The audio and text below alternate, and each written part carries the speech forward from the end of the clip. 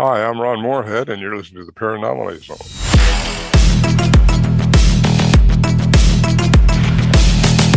Look, I know the supernatural is something that isn't supposed to happen. It does happen.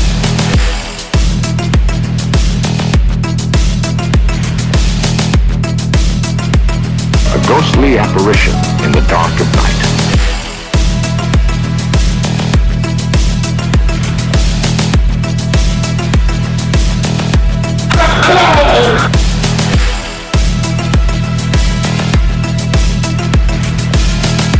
Human sacrifice, dogs and cats living together, mass hysteria.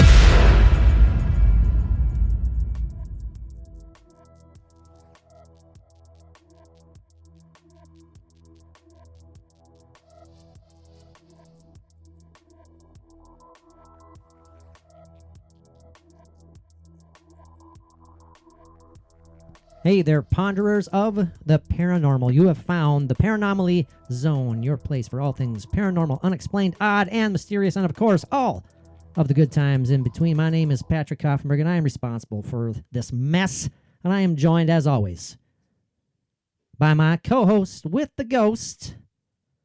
Well, plural, ghosts. Damn it, what am I going to call you tonight, Mike? We've spent so much time in our worthless preamble tonight.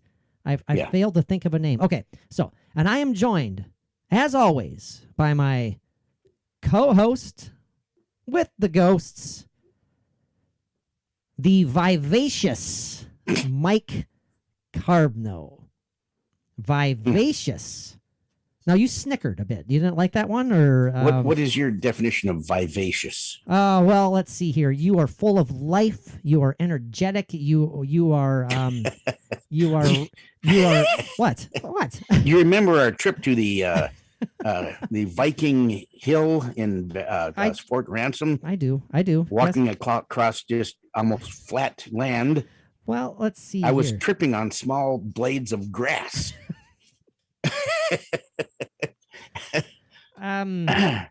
Yeah. Well, I was sinking into anthills like you would a gopher hole. Well, that's part of your vivaciousness. Not everybody. It was because you were jumping from one anthill to the next. Feet apart. We're talking multiple feet apart. Legs spread, running through the clover. Yes. and we will feet apart. We keep won't with feet apart. We won't mention you falling face first into another large anthill, and your brother and myself struggling to help you to your feet more than one occasion. But I'm kidding. That didn't happen. Yeah. Or did it? I don't remember. But hey, it's good to see you, vivacious or not, Mike. So yeah. Cheers, my friend. Cheers. It is Friday, January 21st. I don't know why the hell I dated that. I never do that. That's interesting. But we're getting rolling here finally. We're kind of reverting back to our old ways, Mike, because we met up on time. We're rip roaring ready to go. We had topics chosen. And then are you going to finish for me, or you want me to finish it? Okay. And then well, it all went to hell, and we decided that, well, I kind of started it. I kind of started the idea of questioning what we were going to talk about, and then it just went to shit. And we're like, what the hell are we going to do? And so we're going to wing it tonight for our awesome, lovely, loyal listeners. So that's quite true, Mike. Yeah. We are going to wing it. We chose a couple of topics that we are passionate about, and we're just going to riff off the top of our heads, and we're going to see where and how it goes. So good luck to you. We have wunged it before. We have wunged it. That is definitely true. And we've done quite well winging it. Well, that's relatively speaking, yeah. I mean, some may think we did well. Some may have unsubscribed. Well, it's all relative. That's what I just said. But it's good to see you, Mike. I hope all is well in your neck of the woods. It got pretty nasty weather in your area earlier today. It was getting pretty nasty around here, too. But, hey, it's January in Minnesota and North Dakota, so what do we expect? Yep. I was traveling way west and south, and I ran into some pretty blustery weather. Yeah, I know. Yep. It was very poor visibility. It's all fun and games around here, though, isn't it, Mike? We're hardened Minnesotans. You're a hardened North Dakotan. Well, you're Yeah, both. but, You but I consider, still hate it. do you consider yourself a North Dakotan or do you consider yourself a Minnesotan? Well, I'm pure North Dakotan, but I have a large hole in my heart that is filled with Minnesota. Geez, you need to get that checked. Wow, a hole in your heart. That sounds terrifying, Mike. But I love Minnesota. tonight we have settled on, Mike, kind of as a continuation from our just beyond cool conversation with the awesome Ron Moorhead on our last episode. Thank you guys for checking that out and for hanging with us until this new episode. We were making plans to record a new topical episode last weekend, but you know, life changes your plans, and here we are tonight. So it seems like it's been forever since we've done an episode together, Mike. So Yeah. it'll be good, but it's like I said, it's kind of a continuation. Mr. Ron Moorhead covered a lot of ideas of a supernatural Sasquatch himself. You know, we had a limited amount of time to talk, but he fit in a lot, man. What a sharp mind that guy still has, and like he said, he's nearing 80 years old, and he's still just sharp as a tack. And man, that was a blast. If you guys haven't listened already, we highly encourage you to go check out our chat with Mr. Ron Moorhead, a legend in the field of Bigfoot. That's for sure. Absolutely. So was that pretty exciting for you to talk to Ron, though, Mike? Oh, absolutely. It was fantastic. I didn't say much. No, you never do. So But I did ask him the ultimate question, the last question that was asked oh, that's right. on the episode. Yes, you did. A question that I had to ask, and I asked it. Yes, you did. And we're going to leave it there. We're going to leave it there as exactly. a teaser. I wasn't going to go any further because he had a very good answer for it, and it was an answer that I was hoping for. You know, and speaking of teasers and shameless plugs, I'm going to get this out of the way. We highly encourage you. Well, I shouldn't say highly encourage you. You guys can do whatever the hell you want. But we would be so happy if you gave our Patreon page a shot for, give it a shot for a month. You can sign up for as little as $1. We'd love to see you there, adding awesome content weekly, episodes, and then just exclusive episodes made strictly for our Patreon. We got creature features, we have video episodes, we have awesome cool video content, ghost hunting stuff. We have our own audio anomalies, sometimes a couple of video anomalies, and some of our video clips we've shared. So many fun things, reaction videos, and now I have started the process, Mike. The lengthy process. Yeah, but you've got quite a few on there. What Mike is referring to, I am removing our past interviews. Particularly, I'm starting off with our alternate route podcast interviews with paranormal, well-known names in the paranormal field, and I'm making them strictly available exclusively on our Patreon. They are no longer out on social media. They're no longer out on podcast feeds. They've been out there for years. Well, most of them have been. And I just think I thought it would be a good idea to just put them up on Patreon as a perk for our Patreon subscribers, Mike. The first one I put on there was our highly successful interview with Amy Allen from the Dead Files. And when I say highly successful, I'm talking about downloads and views and streams and all that. It's up there. And I'm very, very proud of that episode. Bridget and I spoke with Amy back in 2016. And that's now available exclusively on our Patreon page. And now my chat with Jason Haas is also up there.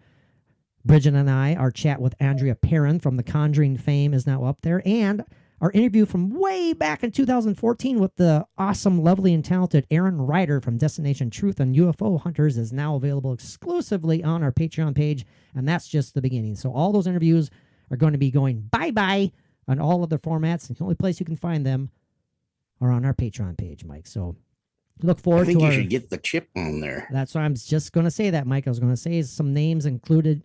Some upcoming interviews include our chat with Chip Coffey, Adam Berry and Amy Bruni. I love that one. Grant Wilson, Steve Gonzalez, Jeff Mudgett. I mean, the list goes on and on. Our very first chat with Ron Moorhead, our second chat with Ron Moorhead. It goes on and on and on. And I think our patrons will enjoy it. Our patron family, And you'll patron notice- friends. You'll notice on a lot of these, it is sans me. It is. It is. Well, like I said, our Aaron Ryder interview goes all the way back to 2014. So That's right. wow, holy cow! It's coming up on 8 years, Mike. 8 years. Holy shit! But hey, life goes on, and so does our Patreon page. So we'd love to see you there. It's definitely worth $1 a month.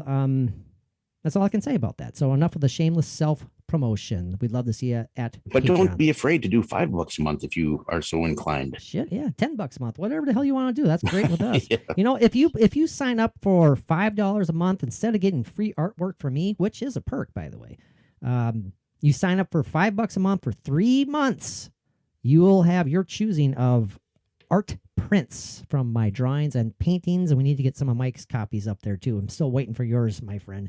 Oh, yeah. I'm thinking though, instead of your art, Hmm. nude photos of Mike Carbno available on our Patreon page. How's that sound, Yes. Mike? You happy for Photos from ankle to neck from behind. that? Yeah. So anyways, yeah, the first, I'm assuming the first oh, time, boy. the first reaction from all listeners and viewers when they see Mike's naked bum would, yeah, I don't know, something like that. And you will notice that I am without cellulite. It looks like I have spilled cottage cheese on my butt, but still. And we will have some exclusive Mike. We will have some exclusive Mike audio clips. We'll give you a sample right here. So I was waiting for that. Yes, we will wrap that up in a loop. yeah, absolutely. Oh, the lovely the flatulence loop. Yes. Ah, good. Yeah.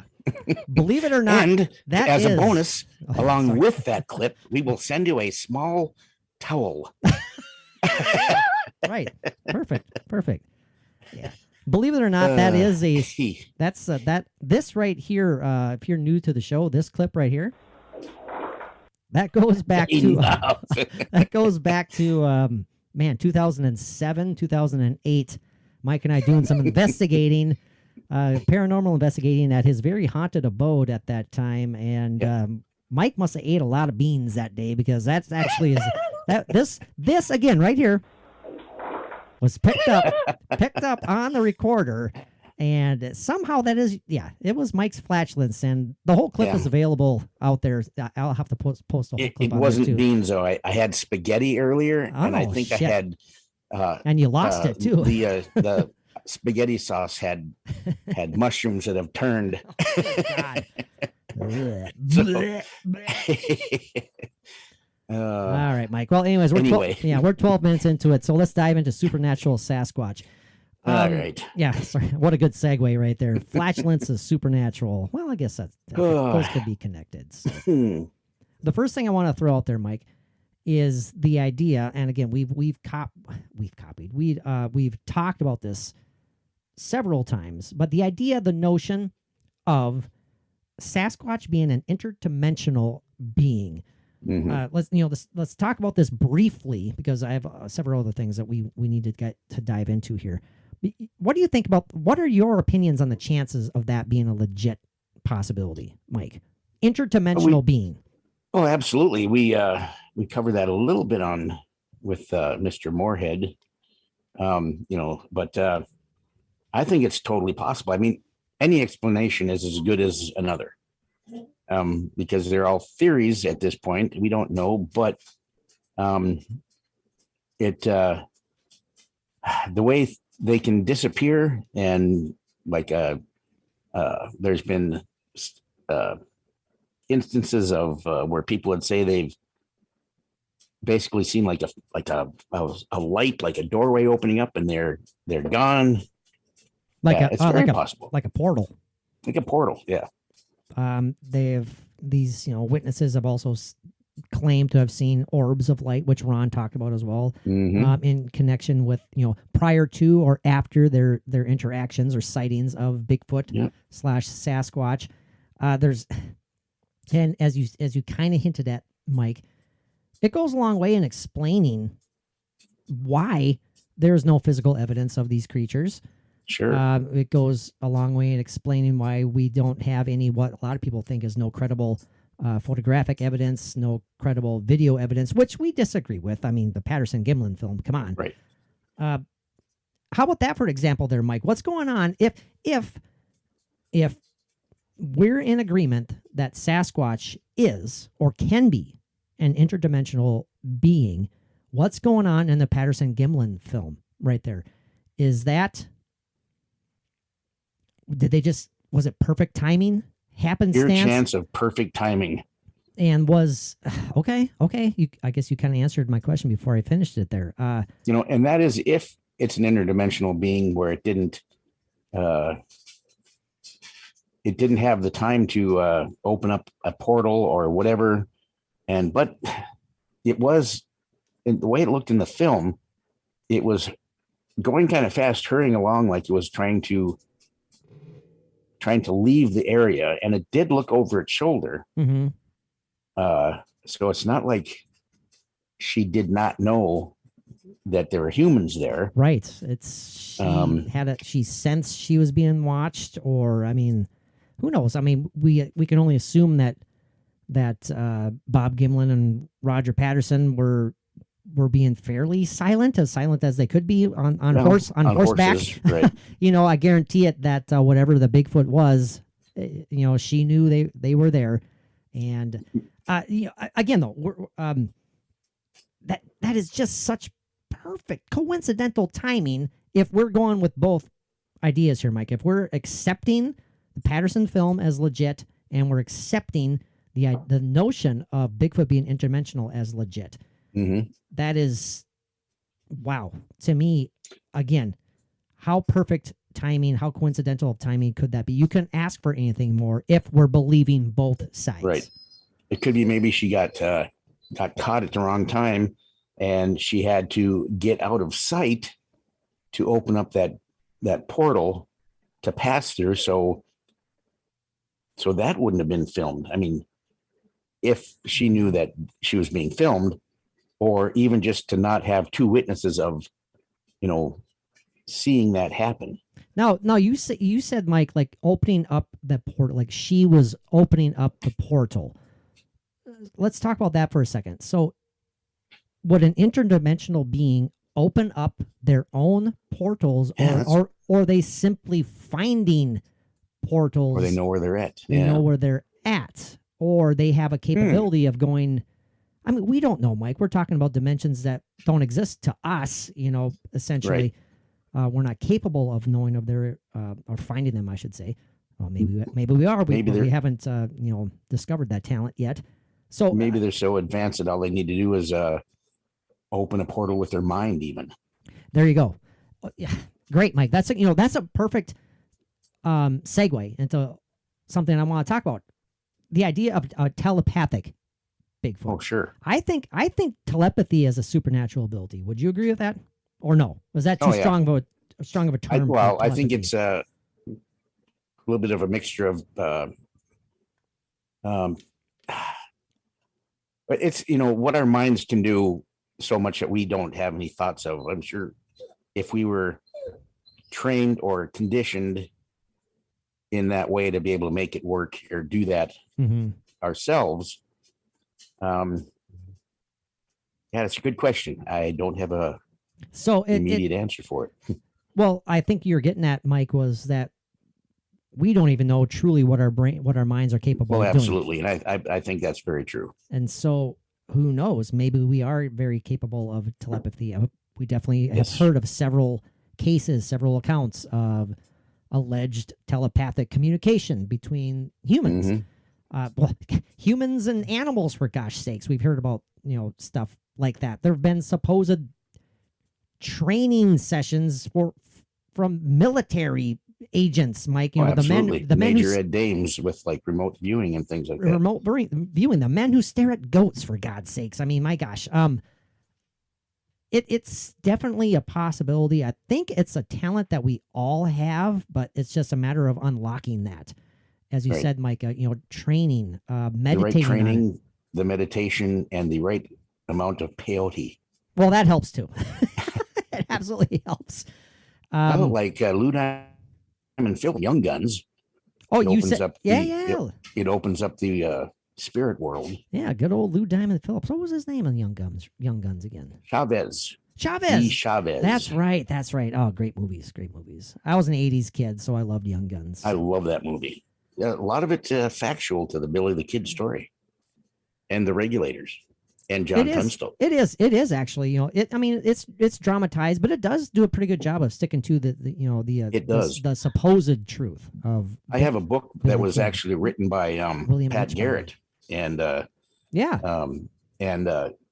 reading that, it's just fascinating because what I remember seeing in that movie, which I've seen many times, is actually in that book, and it's true account that Pat Garrett wrote. Very cool.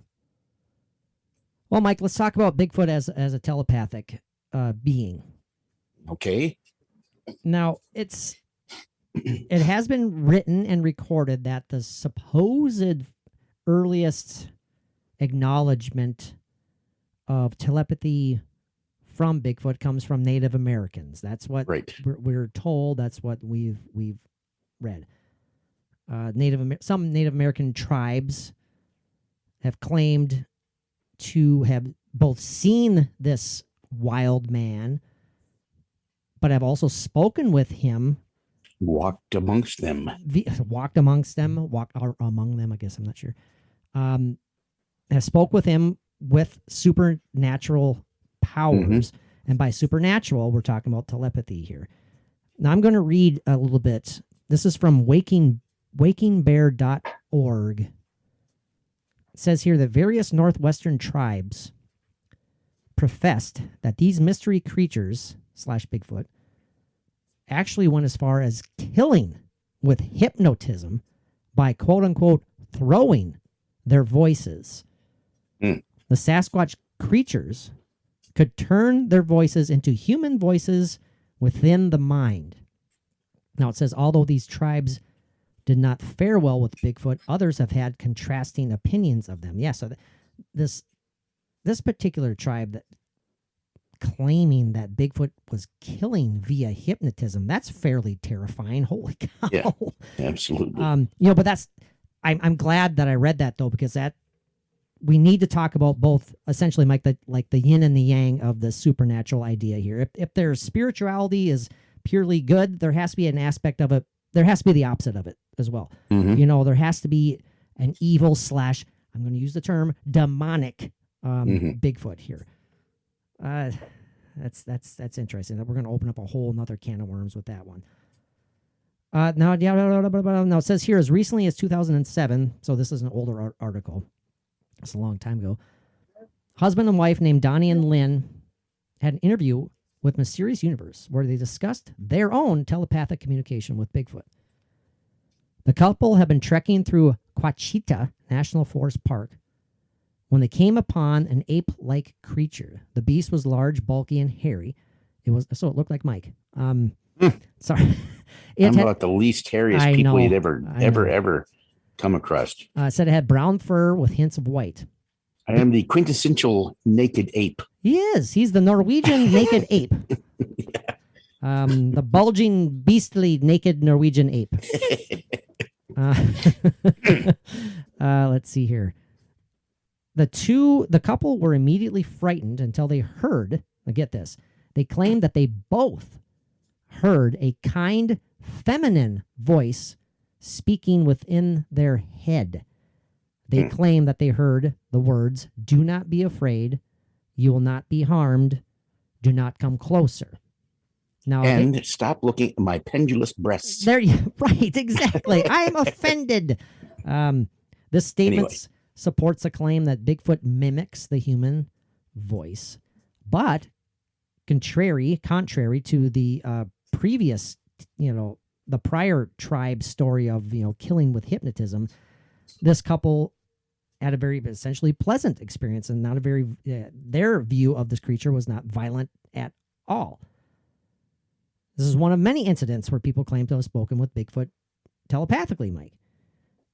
There is a documentary released recently. Well, again, this was 2007, so who knows how recently this was, called Sasquatch Speaks, where over 10 people recount their conversations of the mind with Bigfoot. The patrons in this documentary discuss their experiences, how they communicated, and how they were helped by Bigfoot. These experiences aren't totally matched up in similarities, but a common theme among them is the kindness Bigfoot showed and the soothing voice she had, which was resembling a human voice. So, Mike, the idea of the power of the mind here with Bigfoot, what do you think about that? I mean, you're going to say something, but I interrupted you. I apologize. No, I absolutely can't deny that as a possibility as well. But what I was going to say is that you were reading about the mimicking of voices and things like that. Mm-hmm. What about on Sierra Sounds with Ron Moorhead? They have vocalization that was obviously trying to mimic the human voice audibly, not through telepathic means, but you know which part I'm talking about. Yes. Oh, absolutely. And it's recorded on that, on his. And it sounds eerily similar at some points. Yeah. It's crazy. If you aren't familiar with the Sierra Sounds recordings, again, in my humble, are by far the most convincing evidence when it comes to capturing Bigfoot audio, Bigfoot vocalizations on tape. It is so fascinating and so intriguing. If we're going to go with the idea, with the notion that Bigfoot is a spiritual or even an interdimensional being, we have to consider, as I mentioned before, the yin and the yang aspect of it. If there's good, there has to be the balance. There has to be the bad, right? By the way, do you buy that, Mike? Do you buy that, the notion of if there has to be a balance? Oh, absolutely. There's got to be a balance. Right. I agree. You can't have one without the other. Right. And that goes back in, as far back as the beginning of time. No, I gotcha. I knew that's what you would say, but hey, for prosperity's sake, I have to throw the question out. Sure, makes sense to me for the podcast, and we need to get your thoughts on record, Mike. But yeah, it's you need that balance, because if not, it would be chaos, wouldn't it? Even if it was all positive, all good, it would, as crazy as that sounds. You need to balance it out. You need to balance it. The good and the bad. On that line, Mike, on that notion, I should say, we're diving right into crazy Christian oh boy, conspiracy theorists here. Okay. Crazy Christian conspiracy theorists. Okay, now are we sure we want to go that way? Well, hold on. I want to preface this. Yes, you must. By longtime listeners know, going back to the Alternate Route podcast, dingy ding, dingy ding ding. I was raised Catholic. I still adhere to a lot of my Christian beliefs, at least my Christian morals, and right. And that, I think that's fine. Absolutely.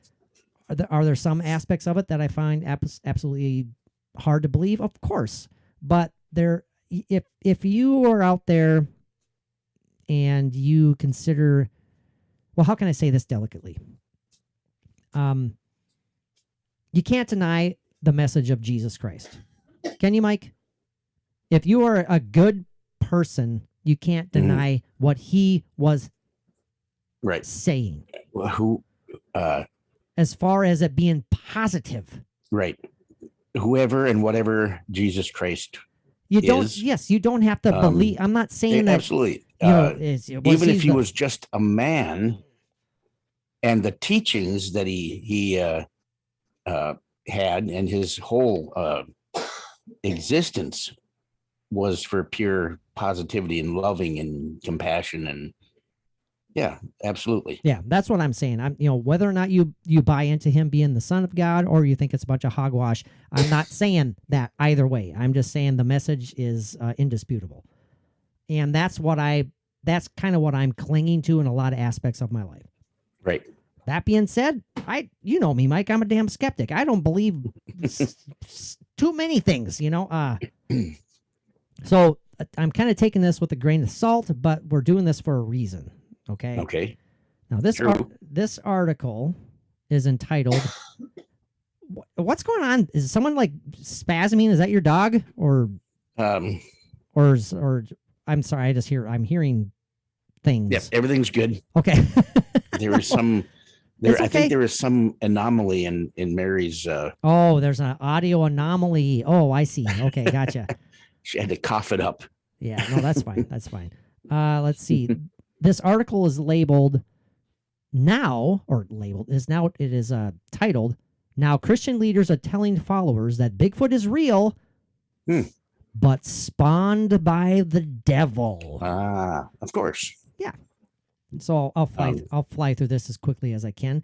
Do you have a and this shouldn't matter or whatever, but do you have a what denomination this is or offshoot of some? I do not. Okay. No. I do not. No. Not that I'm aware of.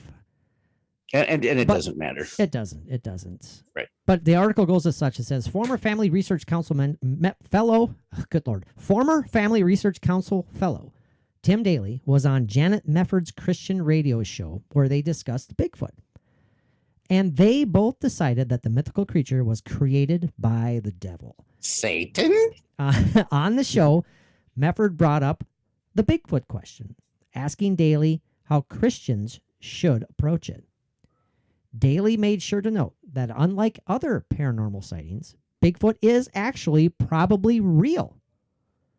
He then referred to the many, many reliable observers who reported seeing Bigfoot, but he then said that there was lack of evidence that the creature exists. Well, yeah, of course there is. He says, quote unquote, it's real. It's a projection. It is a demonic virtual reality. But it is not nuts and bolts. In this case, flesh and blood creatures. Mefford then asked why there aren't any credible photographs of Bigfoot if it is real. He goes on to answer, the vast majority of pictures happen in the dead of night. And you wonder, why is this? He's not all of them. No, he's incorrect on that, by the way. And then, if you remember the biblical verse about the powers of darkness that love darkness rather than light, Daly said. He was referring to John 3:20, which says, everyone who does evil hates the light and will not come into the light for fear that their deeds will be exposed. Mefford agreed that is how the devil operates, just like with UFOs and alien abductions. She then raised an important question. Why is the devil sending a creature like Bigfoot to do nothing particularly harmful? Daly responded, it is simply part of the devil's modus operandi. He has always used this kind of phenomena to once again destabilize, engender fear, to open us up to the possibilities of other realities and other beings. And then we begin getting involved with demonic spirits. So yeah, so it's like a gateway. Kind of a gateway to basically losing your mind into all things terrible and horrible, and you're going to die and burn in hell forever if you believe in Bigfoot and all that good shit. So, Mike, this is going along the lines of supernatural Bigfoot. Okay, we're going for again the yin and the yang. As far as that explanation of all things being demonic, all things cryptid, all UFOs, all alien encounters, they are all creations sent to us by the devil to test our mettle, essentially. Your thoughts? I mean, it's kind of it's a very, very broad question, but very broad question, but a very narrow-minded thesis that this person has put out. If that word fits, that's what I'll use. Hey, we got to cover it, man. We got to cover all sides. So I know your thoughts on it, Mike, but just for our listeners, expound a bit on your feelings on that. That theory. I can go crazy on it if I want to. That'd be great. Argue the point. Go crazy, which is something I won't, because I respect people's beliefs no matter what they are, even if they're demonic and they want to, do a Marilyn Manson and to take a razor blade to their chest or whatever. Hey, yeah. As long as it's just you that you're harming, big deal. Go at it. Gotcha. You know, Good point. but just I will not condemn them for believing that. So that being said,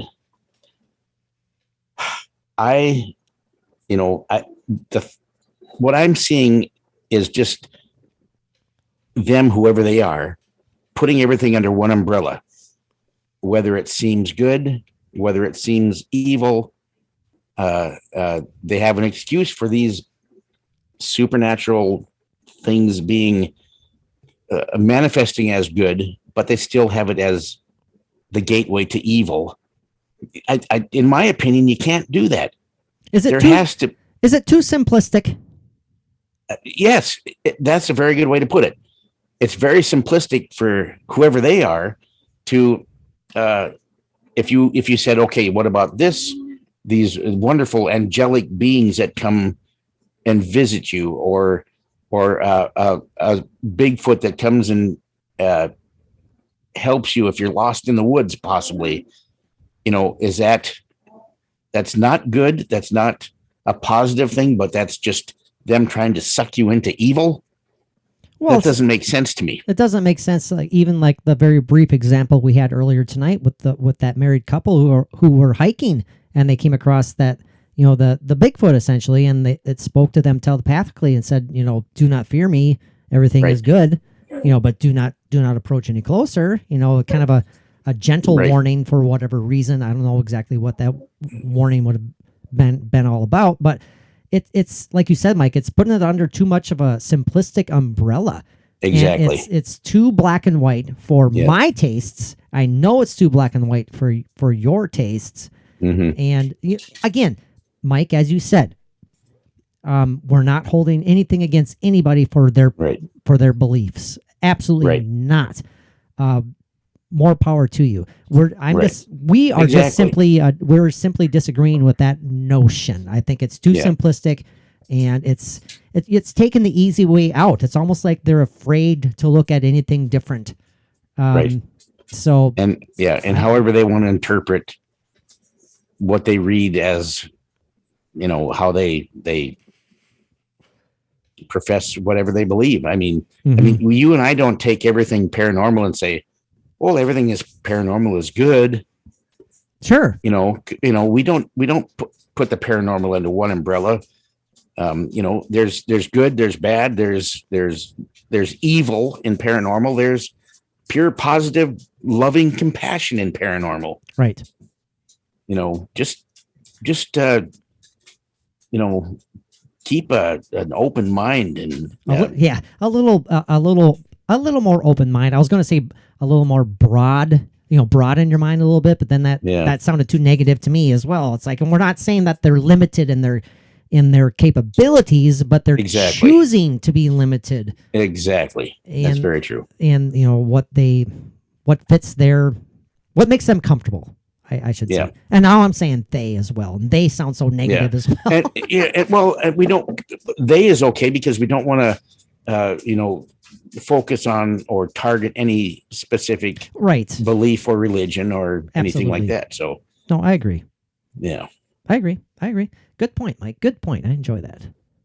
Okay, Mike. Now, with that, and this is kind of a segue to our one last take later on in the episode. Sure. That being said, we just riffed on a little bit. What you just riffed on a little bit. Is there a possibility, Mike, that any number of Sasquatch encounters, people actually have been interacting with a demonic entity? Do you believe that there's any chance that a Sasquatch / Bigfoot is evil in nature? Again, we're repeating ourselves a bit here, but I want to get a clear-cut answer. Right. If we're saying that it's possible that Bigfoot is spiritual and a guide, perhaps sent to us from higher beings to help us learn, to help us better ourselves here on Earth, an interdimensional spiritual being. If we're going to say that that's possible, well then, possible Well- that there's a flippin' ugly ass, badass, nasty devil Bigfoot out there? What do you think? Well, there are some pretty bizarre, very bad reported incidents, says Oh, of course. of a Sasquatch type Absolutely. or possible Mm-hmm. Bigfoot encounter. Mm-hmm. Absolutely. We have the Dyatlov Pass. Did I Dyatlov pronounce that Pass. right? Yep, Dyatlov. Yeah. Yep. There isn't complete proof that was something of a Bigfoot or Sasquatch type creature, except for what they showed as a possible photograph taken of the shape of a Bigfoot on their camera when they developed the film on the camera. Do you remember that part?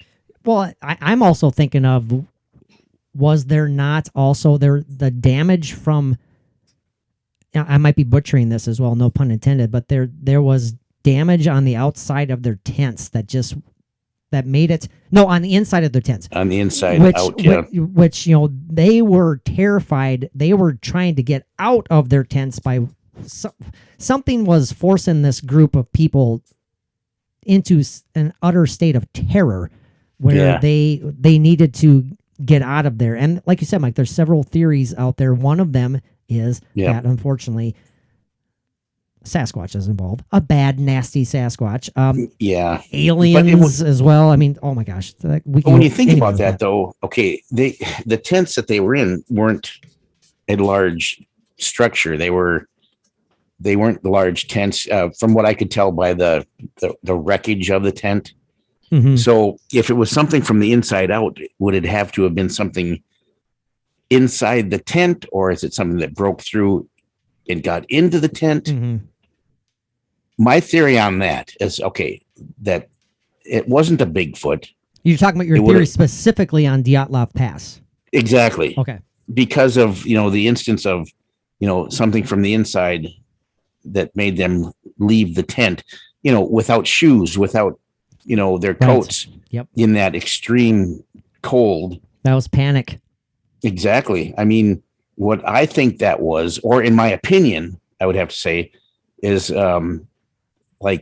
somebody had a rogue case of pinworms. Oh, Jesus. and it just drove them crazy. And they couldn't handle it. Here I thought Mike had something new to offer for a second. But I was got my seriously sitting back with my arms crossed, waiting, just waiting to be blown away by Mike's theory, his opinion, and then I get pinworms. I get pinworms. So anyway, well, Mike, if they're no kidding. Shit, damn it, timing is everything. I know you got to do it. I can't find. It's too. Well, where the hell would that be? Sorry, boys and girls. I haven't used this. Here it is, right here. Yeah, this is my thought on Mike's little excursion right there. Yeah. Sorry. Took forever. Timing is everything. It's not. Yeah, it is. So, Mike, it's safe to say there are evil human beings. There are wonderful human beings. Right. Right. If Sasquatch is either Sasquatch is, we have either, I guess, evolved from Sasquatch, or we are to become a higher being such as a Sasquatch, if we are to believe in the kind of the alien connection here, the spiritual connection with Sasquatch. If they are closely related to us, well, like I said, humans are bad. Humans can be terrible. Humans can be evil. Humans can be wonderful. It would make sense to think that there would be good and bad Sasquatch, Mike, right? I mean, that's absolutely a good thought. How many stories have you heard of people being, unfortunately attacked by a Bigfoot? Yeah. I mean, not necessarily being,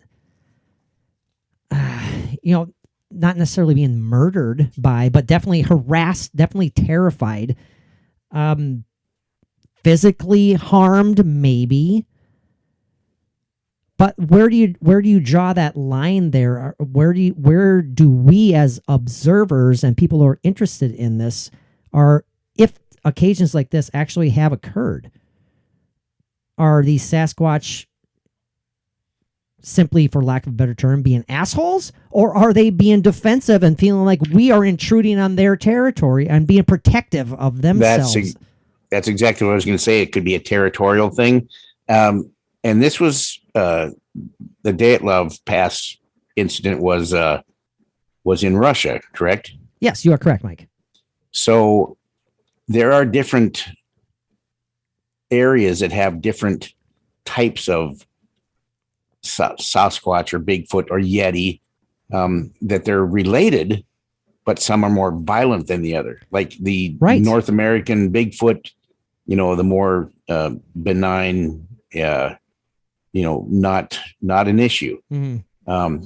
Innocuous. Not all the time, anyway. Mm-hmm.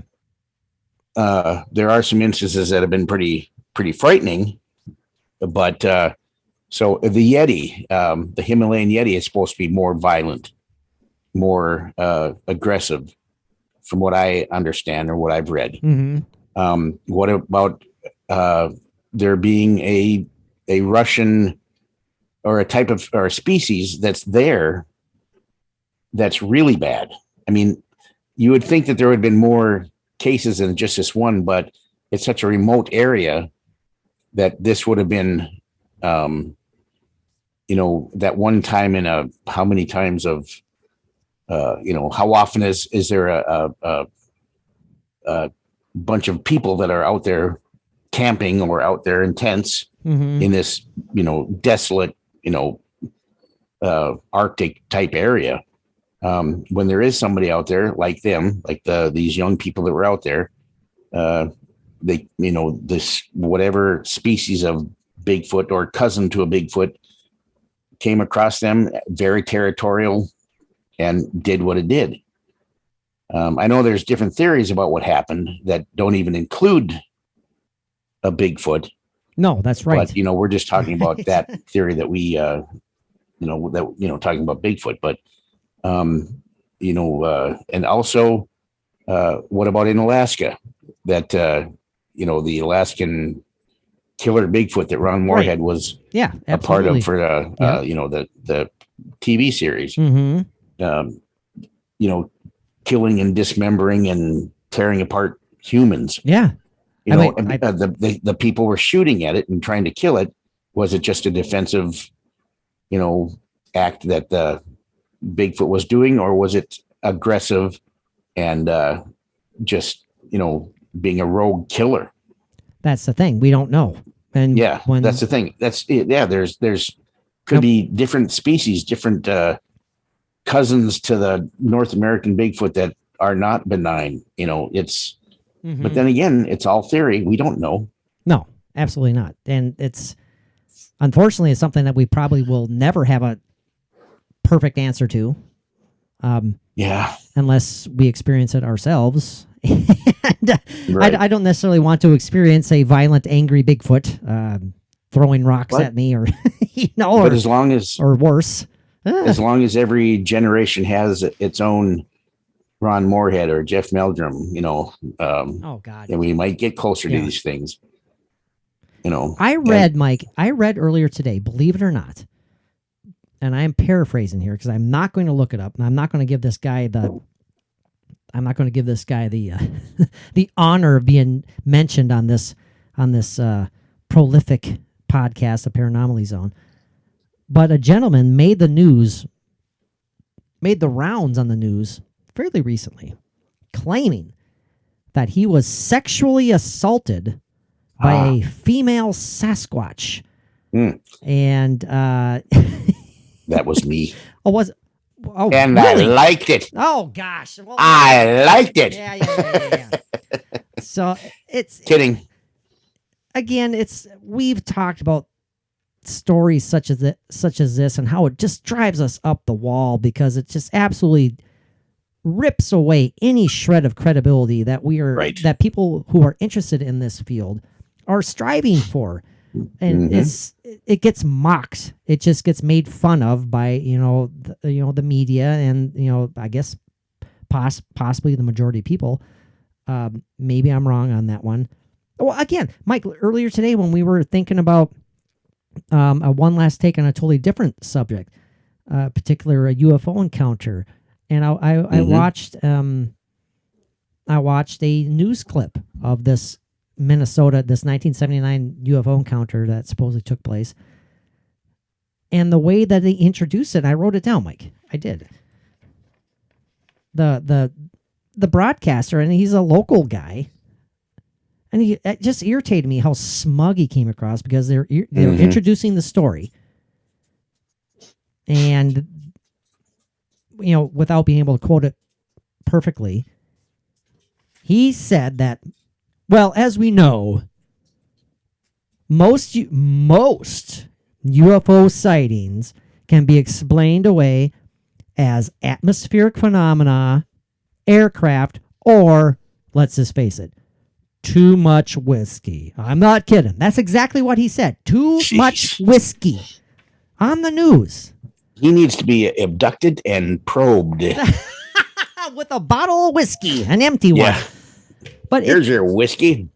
I mean, we're getting off track a little bit here, but man alive, that drives me nuts, Mike. The narrative of the media still, I mean, we're still at the point of being mocked when it comes to being open-minded to this. And again, is that part of an overall agenda of dumbing us down? I don't know, but it's maddening. It is. Well, it seems like we are slowly being conditioned to for exposure. A big reveal. Yeah, but it's going to be slow, and who knows how long it's going to take. Oh God. Yeah. The disclosure, man. Has it, like you said, Mike? Disclosure. I said exposure. That's going the other direction. Oh, did you? I guess I don't know. Maybe.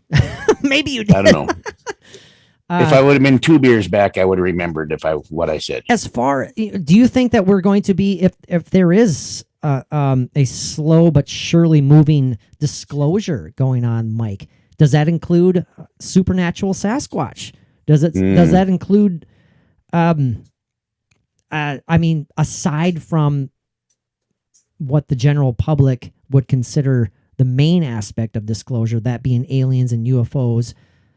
And what have you, does that include supernatural Sasquatch, Mike? I mean, my gosh, we've talked about Sasquatch being an alien, for God's sakes. Right. I mean, talk about supernatural. Yeah. I don't know. I think, I wonder if people are having too much fun, trying to find this thing and speculate about it and have TV shows about looking for it. And, I don't know. Mike, again, backtracking, I just had a thought. Do you think I feel like we haven't talked about it enough, though. And I want you, Mike, if you have questions, please ask me. I'm always asking you too many damn questions. If anything pops in your brain, throw them at me, okay? Is there a possibility that, and I'm not repeating myself exactly here, that a Bigfoot sighting, a Bigfoot encounter is simply a hallucination caused by, well, he's laughing at me right now. Is it a demonic hallucination? Is it a demonic projection, as that gentleman suggested earlier on from that article? And we're not talking, like he said, we're not talking nuts and bolts. We're not talking flesh and blood. It's simply a demonic projection, which is supernatural in itself. It is. It's ghostly. Is it something that's not physical at all, but it's the devil playing mind tricks with you, and it's giving you this apparition, and it's taking the form of this Bigfoot, or however we may interpret it as a Bigfoot? I don't buy it. I mean, if Satan or the devil or whoever he is or it is, why would they use something that is so obscure and so hard to find and so infrequently cited That's a good and so point. many questions about if it exists or not. That's a good point, Mike. You know, if there is, We would Satan, all be inundated with it, wouldn't we? Yeah, I get where you're going. yeah, it wouldn't be so obscure and so hidden, and so many questions asked about it, if it's real or not, or so many sightings that, oh, did I see a Bigfoot or not? I heard something that might have been a Bigfoot. If it was the devil, you know, or Satan, it would be affecting people more than what it is, instead of a small handful of people that have had sightings, or it wouldn't be as elusive as it is. I gotcha. So the whole demonic Bigfoot thing, or that is caused by Satan, I'm going to say it in 2 words. All right. My answer. Yes. Bull shit. Oh, wow. Yeah, no one last take needed on that one for a future episode, that's for sure. Oh, yeah, it's just ridiculous. So, I mean, I understand. I really do understand, Mike, the frustration. But, you know, it's out there. We can't deny it. You know, a lot of people buy into it. And that, again, that's wonderful. That's fine. I shouldn't say it's wonderful, but we're not going to argue with them to the point of trying to convince them otherwise, because that's not going to happen. We have our own thoughts, we have our own beliefs, and as everyone should have, and everyone has the right to. So, Mike, I think it's enough talk of supernatural Bigfoot. We kind of strayed away off the topic a little bit, but we need to come back. We need to take a breather. We need to take a time traveling excursion, because I want to scare the wits out of you again with some. I know it. Some particular audio clips. Yeah. We're gonna do a quick, off the cuff, just not flippant, because flippant's definitely not flippant. Yeah, but no, not that. It's well, I'm going to take a moment to think about how I want to describe it. We're talking about demonic possession. One last take. I can't wait to hear Mike's thoughts and his visual reactions when I play those audio clips again. It's going to be you just love throwing that on me. I do. Well, Alternate Realm podcast listeners know exactly what I'm talking about right now, if they're still here. But if you're a new listener, this is all new to you. So we apologize for this Frankenstein monster-like episode here, because trust me, this has taken way too long, and I've edited shit already. I've cut stuff out, and hopefully everything sounds okay. I don't know if it does or not. Mike, let's take a time-traveling excursion. Take a deep breath. And we shall return. Go get my depends on before you play those audios. Perfect, my friend. Your depends. Good Lord. All right, take a deep breath, and we shall be back.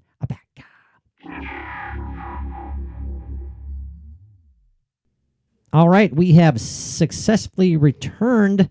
I think we have successfully returned from another time-traveling excursion, Mike. It definitely has been a time-traveling excursion tonight. It has. Wow. As I tweeted earlier, this has been like a Frankenstein monster-type episode.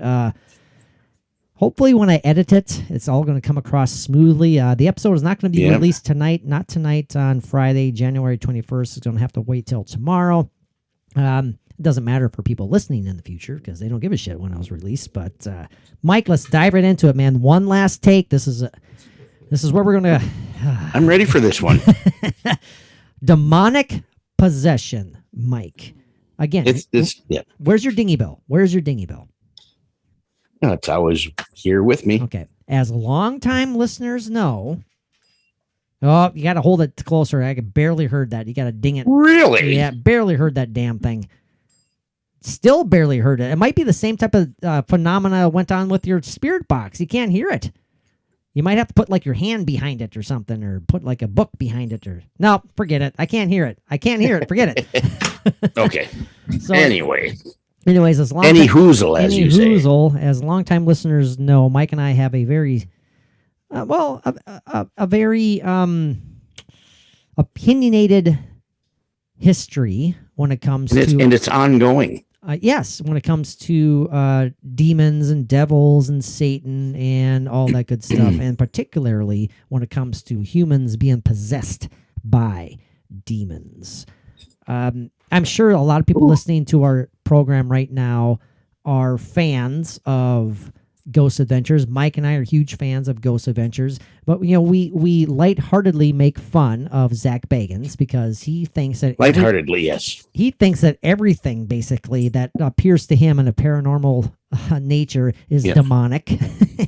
And then when the demons take him over and the demons make him flex his muscles and take his shirt off. I understand that. So the demons, they need to see some glistening Bagans muscles. I get it, so they force him to strip on some episodes. Although I will say that Zach is not nearly as buff as he used to be. So he's I think he's got past his need to impress. Did you say gotten past? I did. That's why I corrected myself. I said got past. So does gotten go along with the no, is it that doesn't. on the same list as with botten? No, it doesn't. It's not nearly as bad as botten, not nearly as bad as botten. So don't even go there, my friend. Well, Mike, demonic possession. Well, I could simply say your thoughts, but again, coming from my background, my Catholic background, it was embedded in me to fear it. That's definitely that there's no denying that. I have a specific, clear memory of talking to my mother when I was a very young kid because I was terrified of becoming possessed at one point. I was thinking about, I wasn't obsessing about it, but at one point I remember being very, very scared and thinking about the chances of being possessed by the devil. And and no joke. People out there might be listening to me right now and go, "Oh my God, what a weirdo!" But this was, no, it was an actual fear you had. It was. This is 37 years ago, whatever it was. And where did you get that fear from? Church. Who and what put that fear into you? Church. Of course it did. Yeah, and going to church school and all that good stuff, and but watch The Exorcist, you'll see what will happen to you. No, I had not seen The Exorcist at that point. I thank God. But I have a very clear memory standing in the kitchen asking my mother about, telling her about, I should say, being fearful about being possessed by the devil. And she said, she put me at ease, tried to put me at ease and said, well, no, you will be fine. You are baptized, Patrick. You are protected. And I'm like, okay. And so was Reagan, I'm sure. But what is she supposed to tell me?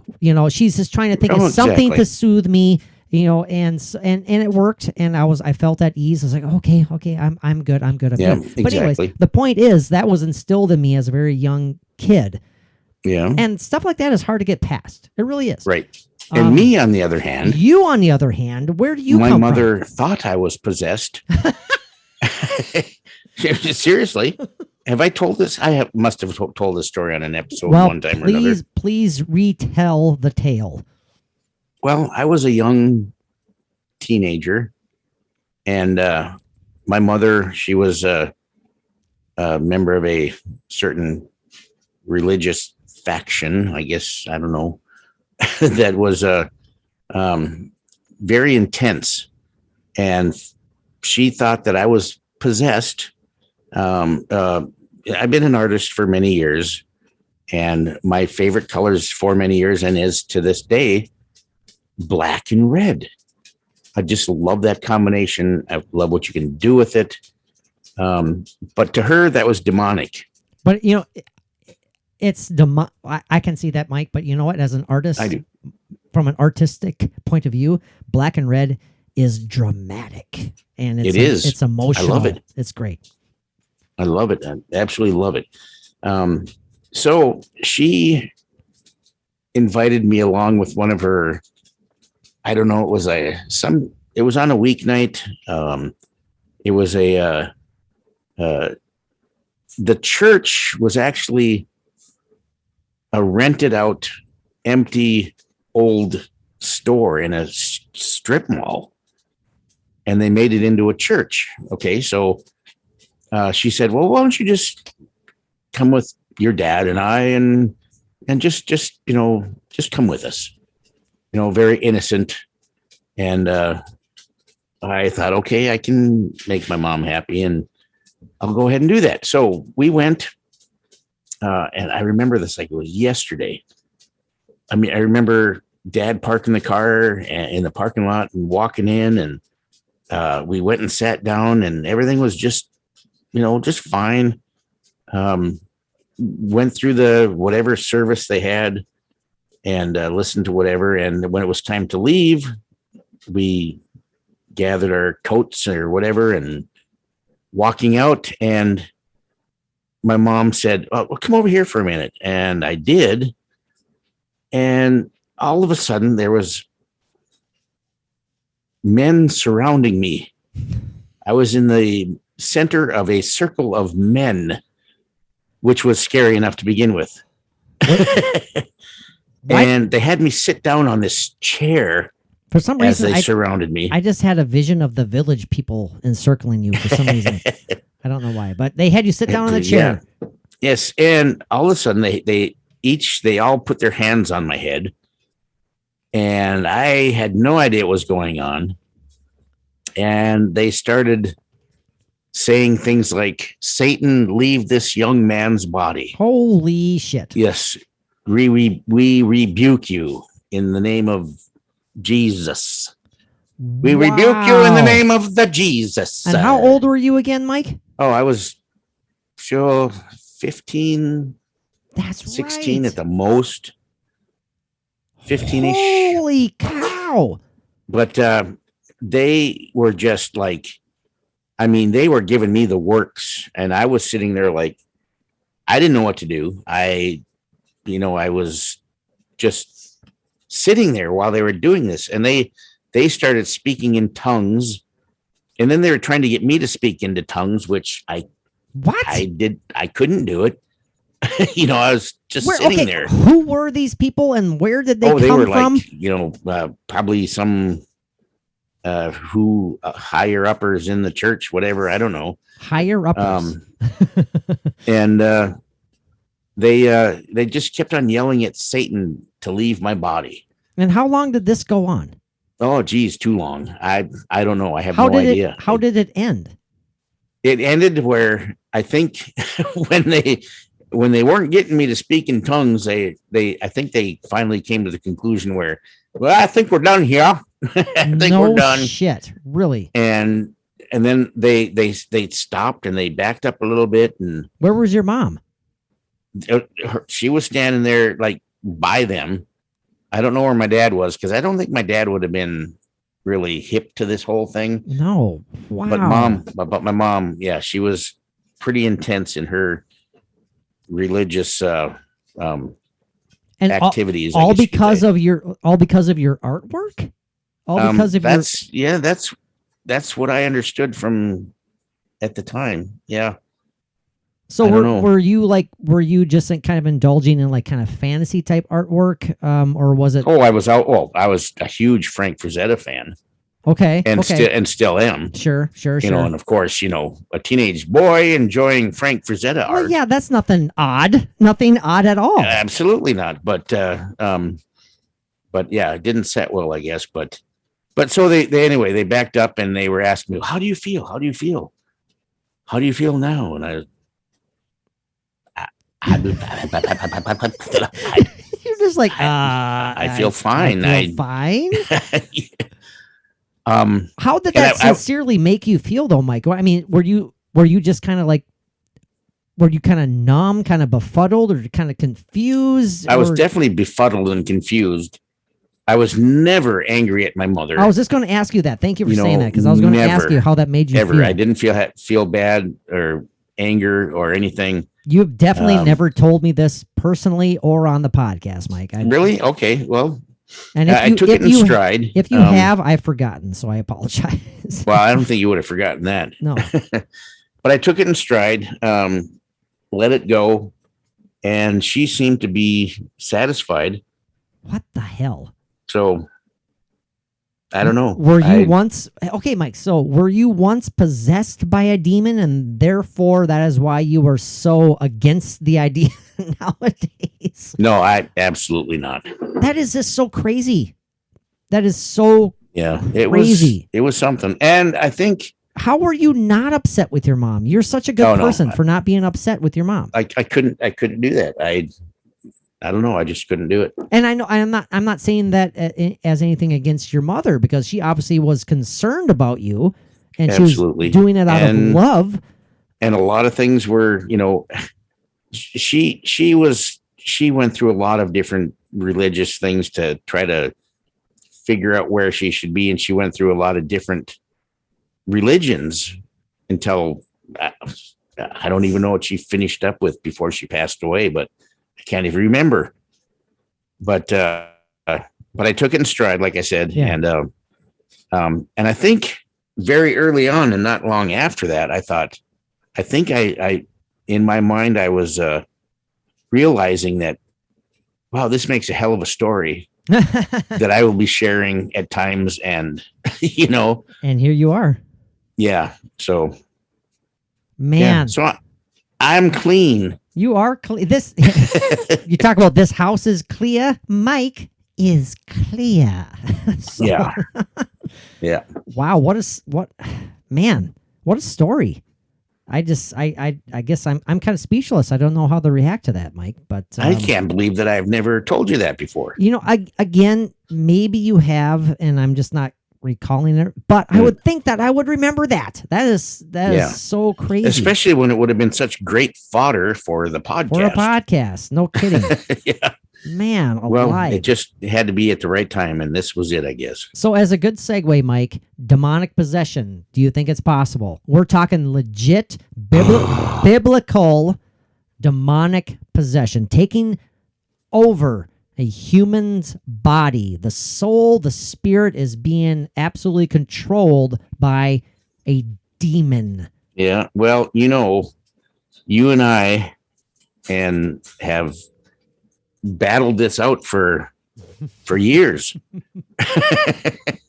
And I am getting closer to opening up to it, like I have in the last few number of episodes, whatever. But I think that we can be. Why do you say battled it out? By the way, that was I liked it. I was like, yeah, I guess. I mean, but battle. Well, difference of opinion and beliefs. Sure. Yeah. Yeah. And discussion back and forth quite a bit. But I think that we can be possessed in a certain way to a certain extent. But is it an actual demonic possession, or is it a possession of the mind? So you're saying it's just it's basically mental illness. Oh, no, I'm saying, is it one or is it the other, or is it a little bit of both? Well, by possession of the mind, I interpreted that as like a mental illness type thing. Right. So what do you mean? Exactly. That's what I do mean by that. So, you do. Okay. Right. Well, it definitely could be both. And Mhm. it's been explained and interpreted as both several times. We've heard, and by we, I mean Mike and myself and Bridget and anyone interested in this fascinating topic. We've heard several takes, several explanations on what could be actually going on. Tourette's syndrome, for crying out loud. I'm thinking about exorcisms right now. Any number of mental illnesses, any number of medically explainable, reasonable explanations, I should say, right, as to what is causing this. Could the thought go either way? Is Of course it a can. demonic possession a mental issue that is mistaken or thought of as a demonic possession, or is a demonic possession at times diagnosed with a mental? I see what you're saying. It's when it is an actual, demonic possession, but it is still labeled as some sort of medical ailment. Right. And that's what people are going to think of and look at first. Right. Of as course. a diagnosis. And this opens up such a can of worms, Mike. I will never forget the very sad day when Robin Williams decided that he didn't want to be on this earth anymore. And I was texting my brother Joe, our very own Mr. Show for Alternate Route listeners, Alternate Route podcast listeners. They know Mr. Show, and he needs to get on the Paranomaly Zone. By the way, Mr. Show, my brother Joe, texted me when we were going back and forth about Robin Williams, and Joe truthfully believes, he says that he thinks depression is how can I say this delicately? Is depression a possible symptom of possession? Not possession, but basically what Joe was saying, Mr. Show was saying, was that depression is created by the devil, essentially. Okay. And you know why he says that? Well, he's raised in the same family I was. Yeah, I was going to say, because he's a Catholic. And no, and anyway. I get it, and it's looking at it rationally from both ways. You know, and we have to look at rationally from both ways. I understand where he's coming from, because I get it. Who's to say that all medical ailments, Mike, aren't inflicted upon us by some evil entity? Who's to say that that's not the case? I mean, yeah, well, I've had a couple of hernias, and I don't think the devil did that. Okay, we'll limit. I think I lifted too much once, too many times. Well, let's limit it to mental ailments. Okay, let's limit it to that. Who's to say that that's not the case? Okay. Yeah. Right. I am Satan. I'm going to give you the gout. I mean, we know. I know we're being lighthearted about it, but I hope I'm getting my point across. You are, and I totally get it. So go ahead. It's such an oppressive and sad thing. It just makes sense. Well, what else is oppressive and sad? The frickin' devil, demons, right? Hell. I mean, how oppressive and sad. How depressive and sad is, well, depression. You know, that makes people do a countless number of things. Yes. Right. Negative things. When people take their lives, Mike. I mean, we're talking about, like I'm saying, I'm talking about Robin Williams. I think about, and he is still missed. Big greatly time today. Big time. I think about my friend and my guitarist in the band I was in for many years, right. who took his own life. Who's to say that he wasn't sadly somehow being influenced by a higher or a lower power, that being the devil. Again, people listening to us right now could be wanting to slap me through the ethernet right now, thinking that it's so ridiculous. I'm not saying it's true. I'm just saying who's to say it isn't. So we'll leave it at that. Well, the thing is about depression and what it can do to a person or do to a family. It's such a dark thing. I mean, it can be. Oh, of course. Whether it's something of the mind. I think it would parallel the same symptoms of demonic influence or demonic possession, as far as the thoughts, the deep, dark. It goes. Both of them can go so deep as far as it's like hot, feeling like you're in hell.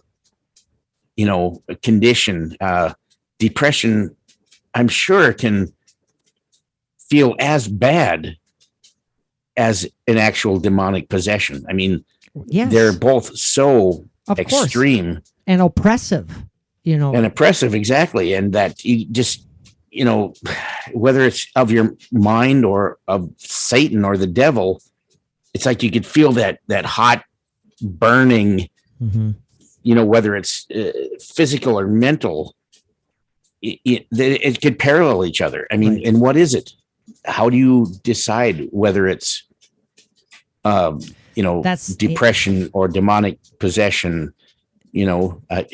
That's the thing that's so, I mean, it's very intriguing. And again, I want to make it perfectly clear that we are not suggesting that this is the case by any means.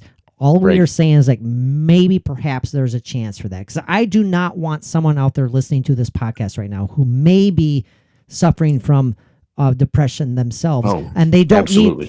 need to hear that. Oh my God, I'm possessed by the devil now. Absolutely. So I want to make that perfectly clear. Yep. That's not what we were saying. Right. We are- We have complete compassion again Yes. towards, people that have a mental depression Oh gosh, that yes. is, something that can be helped, hopefully, Yes. by medication and counseling and, but it's such a deep, dark thing. It is. And Mike, unfortunately, someone who did not survive that deep, dark thing in a different manner altogether, Annalisa Michelle. Absolutely. Mike, I have to play him. And here you go. You want to freak me out. And I have to. and I got to sleep tonight. We have to give our final one last take shortly after I play this clip for you, Mike, because it just has to be done. Audio clips of the actual exorcism from the beautiful Annalisa Michelle, who was she was tormented by, well, I'm not going to give my opinion as to what she was tormented by and eventually killed by, because it's just no one knows. Yeah. No one The knows. thing is, she did not survive no matter what And it we're was. going to play some clips of the actual audio of the exorcism. This, of course, is the basis of the movie The Exorcism of Emily Rose. That is what that movie was based upon, was the case of Annalisa Michelle. Yeah, Well- and when you're listening to this, run it through your mind of what you're listening to and what you're hearing. Does that sound like it could be made by a young girl? Right. A weak young girl that is, there's not much left of her physically. No. Can she come through with this what she's what it sounds like? I mean, It sounds powerful. it does sound powerful, and it does sound, I'm going to say it does sound demonic. Well, It's Mike, let's just play it, okay? yeah, And I'm ready. Again, longtime listeners have heard this. Longtime listeners who are with us now from back in the days of the Elton Raw podcast, they've heard this before, but Yeah, let me mute my headphones and then I'll be ready. you're not muting anything. Because I'm going to tell all the listeners right now, this always freaks me out. I know. I don't like it. It feels horrible to listen to. I do not like it. I know. Me And no likey. I'm just laughing at Mike's facial expression right now. So, well, here we go. This is a 3.5 minute clip. I'm just going to play it, or 3 minutes and 25 seconds. So, What you need to do to get the full effect, though, Yeah. is listening to these sounds and listening to her and seeing the pictures of what she looks like. very true. Very true. It's They go sad. together for a total freak out. She's so emaciated and she looks Yes. so sick Like and sad. Sores on her Ugh. mouth and face, You and just feel so eyes bad. sunken in like a skull. You Ooh. feel so bad, regardless of what caused her condition.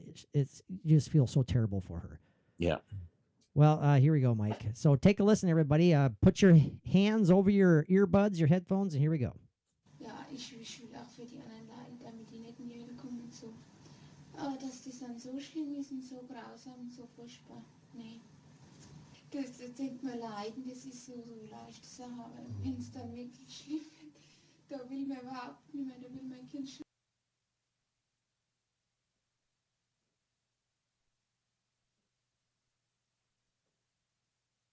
Don't worry, it's starting again. Jeklece. Nein, Jeklece. Ne var mı Jeklece? Oh, so gerne will er nicht. Oh, ich gerne nicht.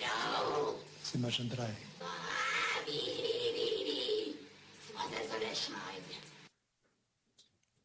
There's this one clip.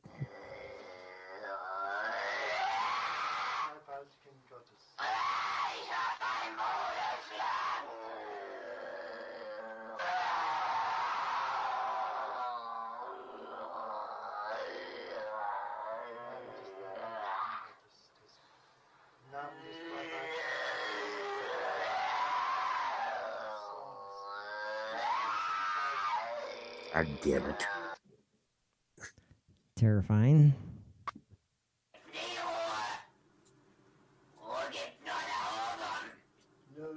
Ruhe gibt's nur dort, wo die Liebe ist.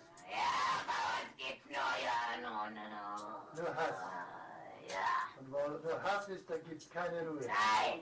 Und für uns gibt's nie Ruhe. Nie. Weil Ewigkeit. You doing okay, Mike? Yes.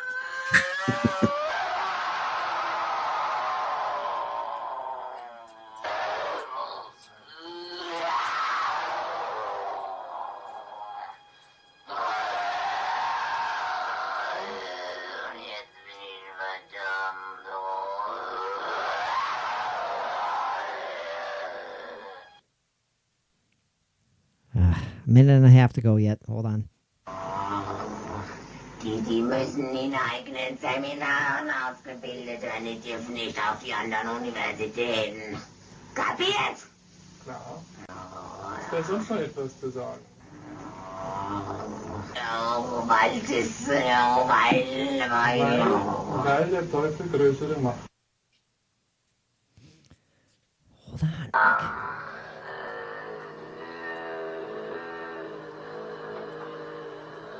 Jesus.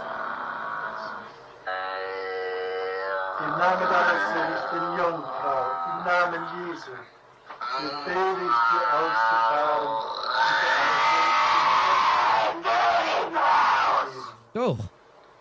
Im Namen des dreifaltigen Gottes, des Vaters, im Namen des dreifaltigen Geistes, befehle ich dir auszufahren und nicht.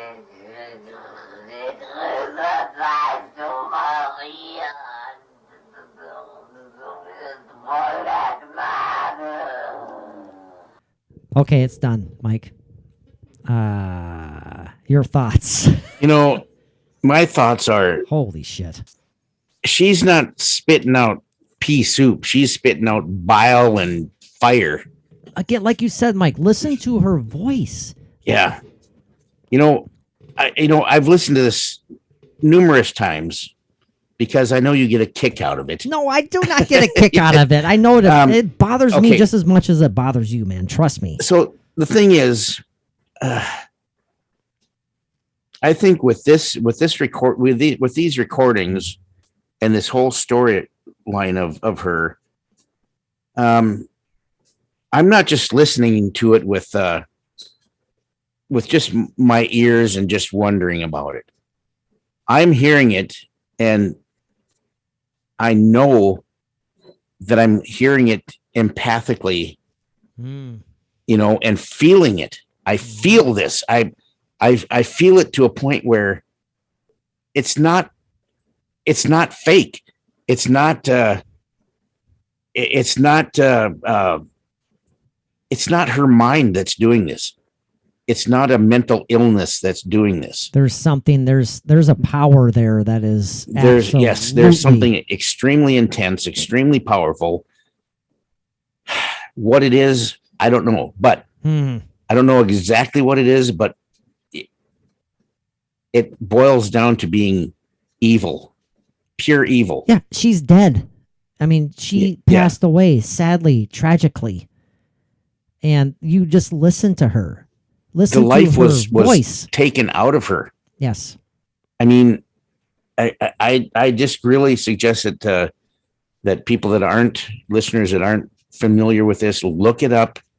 Look at this poor young girl. what she looks like when she's saying this stuff.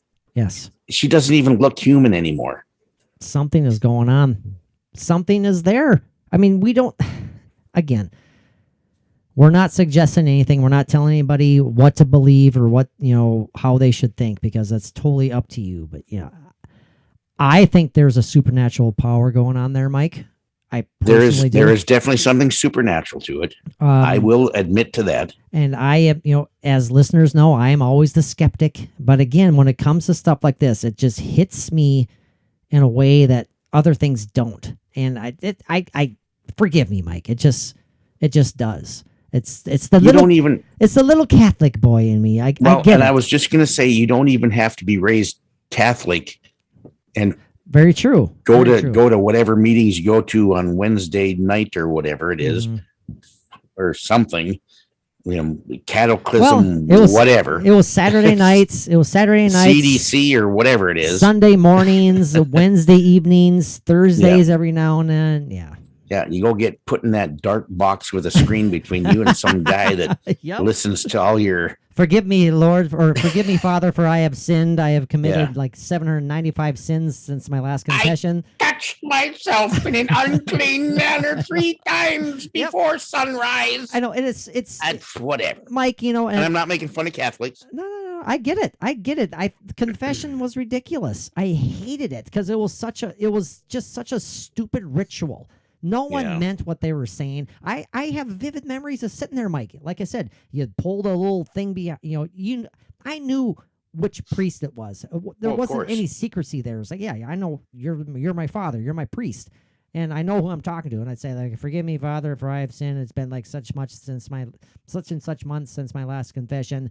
I've swore 3 times. I hit my brother in the shoulder. And I got mad at my mom, and I might have left the garbage on. I spilled the garbage, and then that was it. Okay, well, go say 3 Hail Marys, and you're forgiven. Okay, I'll go say 3 Hail Marys. That's basically what it was. It was ridiculous. Well, boy, I tell you.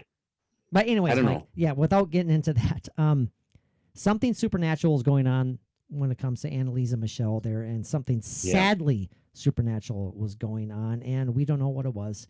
So, Mike, one last take, man. This is going to be a long freaking episode, and I love it. Your stance, demonic possession. We do this. This is how we usually finalize the episode, Mike. Right. 1 through 10, 1 being no chance in hell, no pun intended. There's no such thing as demonic possession. 10 being absolutely there is such a thing as demonic possession. What do you say? 1 through 10. Each time that we talk about this kind of thing, I think my numbers go up a little bit, but I don't remember what I know I've been opening up to it. Yes, you have. You have. And I am going to say that there is an evil possession.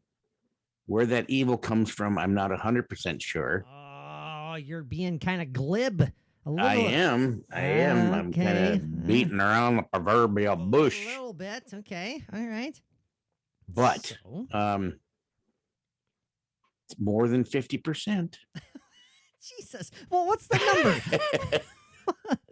Okay, at this point, and I want to put this down as a pretty darn good